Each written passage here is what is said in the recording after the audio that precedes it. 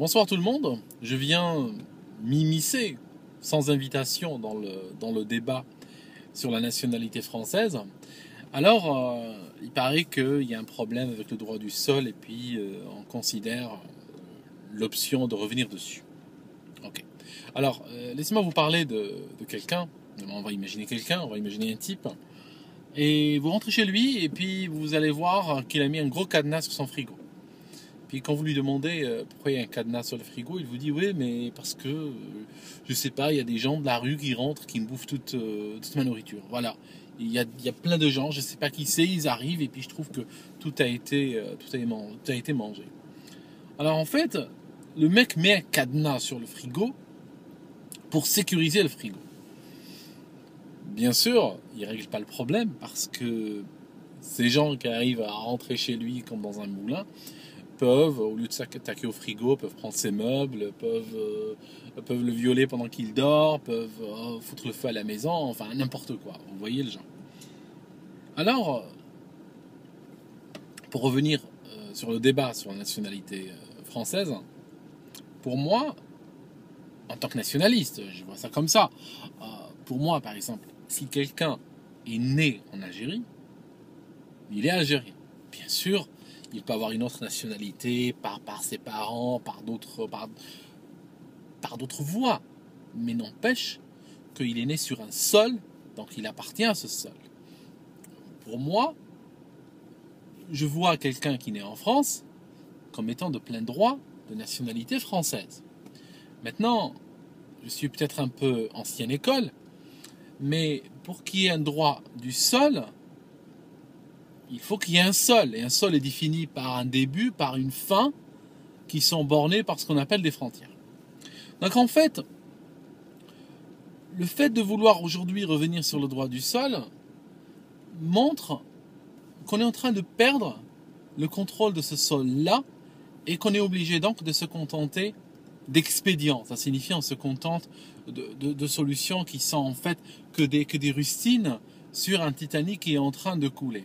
Alors oui, effectivement, on dit le droit du sol est abusé, mais en fait, c'est pas que le droit du sol qui est abusé, c'est-à-dire que du moment que vous avez un sol, mais que ce sol a des frontières tellement perméables que n'importe qui peut arriver de n'importe où aller enfanter, moi je vous donne un défi, allez essayer d'enfanter en Corée du Nord, essayez d'aller enfanter en Corée du Nord ou bien même en Chine, essayez de le faire et vous allez voir ce qui se passe.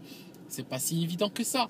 Donc en fait, cette idée nous montre que il y a une perte de contrôle complète du sol et on se dit quoi? On se dit bon, essayons de fixer un peu ce coin-là, boucher un petit peu ce trou en retirant le droit du sol. Mais en fait, dans le fond, ça ne va rien changer parce que même si ça règle temporairement ce côté-là des choses, ça ne va pas régler plein d'autres problèmes liés au fait que vos frontières n'existent plus, donc que votre pays est complètement dissous. Parce que dans la même rationnelle, on peut aussi revenir sur le droit du sang, dans le sens où aujourd'hui, il y a des gens, vous savez, quand vous distribuez votre passeport, vous êtes pratiquement... je vais paraphraser quelqu'un, laissez-moi paraphraser quelqu'un, un ami à moi sur Facebook, et il a dit que sur Terre, il y a 7 milliards de Français.